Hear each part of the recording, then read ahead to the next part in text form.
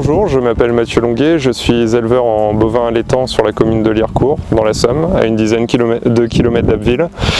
Donc au niveau de l'exploitation, elle est présente sur un peu plus de 80 hectares.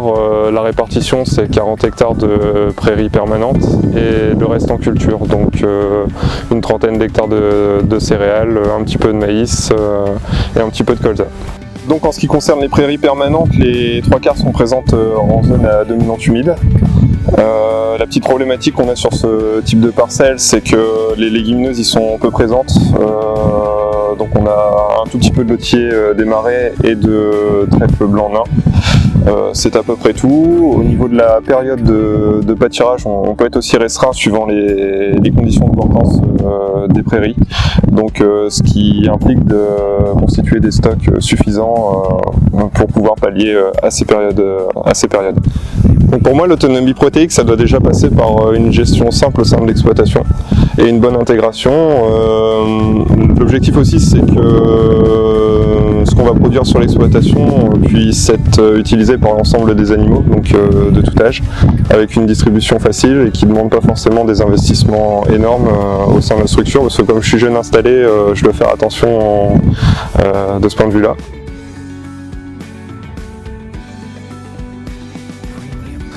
Donc les différents leviers qui sont mis en place sur l'exploitation, on a déjà de la récolte en pur de luzerne.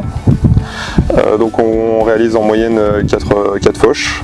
Et puis on a par la suite le sainfoin ou la luzerne qui est présente sous les céréales et qui est récoltée de différentes façons. Donc pour la luzerne, c'est principalement une fauche et puis un enrubanage. Et pour le sainfoin, depuis cette année, on teste le pâturage de couvert. Donc l'avantage de ce type de culture, c'est qu'elles sont pérennes et ce qui permet donc de faire d'intégrer de faire du déblai sur blé successif pendant 2 ou 3 ans et d'avoir le couvert qui est toujours présent. Donc on n'a pas besoin de le réimplanter et ça permet d'avoir une certaine souplesse, notamment l'été lorsque la pousse de l'herbe est interrompue, de pouvoir faire pâturer les animaux. Donc pour le sainfoin, il faut savoir que ça part de la culture de céréales qui est implantée à l'automne et désherbée à l'automne. Donc suite à ça, je ne fais plus aucun désherbage derrière. Je l'implante fin mars à une centaine de kilos en non décortiqué pour avoir un peuplement suffisant de la parcelle. Et puis en fait après j'y touche plus, j'ajuste un peu la fertilisation azotée, donc j'ai mis de 20 à 30 unités sur les parcelles concernées. Parce qu'il faut savoir que dès qu'on commence à fertiliser, on a le sainfoin est présent, mais sitôt après la moisson en fait il disparaît, son système racinaire est pénalisé.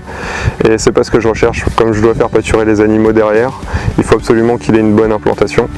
Et puis l'avantage aussi de cette légumineuse, c'est qu'elle est non météorisante, donc en gestion c'est super souple, quoi. Soit on fait pâturer, soit on récolte.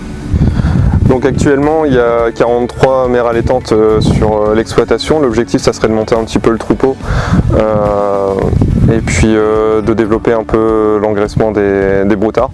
Donc face à cela, comme on est principalement en terre superficielle, on a décidé de développer l'association sorgho-tournesol afin d'avoir un fourrage un peu plus riche en protéines et qui se prêterait mieux aux spécificités des parcelles, à savoir qu'un maïs a beaucoup de mal à pousser, notamment avec les conditions qu'on a en ce moment. Le projet futur serait de clôturer une partie donc des surfaces en plaine, ce qui permettrait un accès plus facile aux animaux après la moisson pour pâturer les couverts, ce qui permettrait d'avoir une certaine résilience au sein de l'exploitation et de faire face au changement climatique, puisque depuis quelques années, même en zone humide, on commence à avoir des problèmes de pousse de l'herbe pendant la saison estivale, chose qu'on n'avait pas avant, et donc ça permettrait justement soit de constituer un stock les bonnes années, soit de permettre le pâturage des animaux pendant la période où la pousse de l'herbe est stoppée.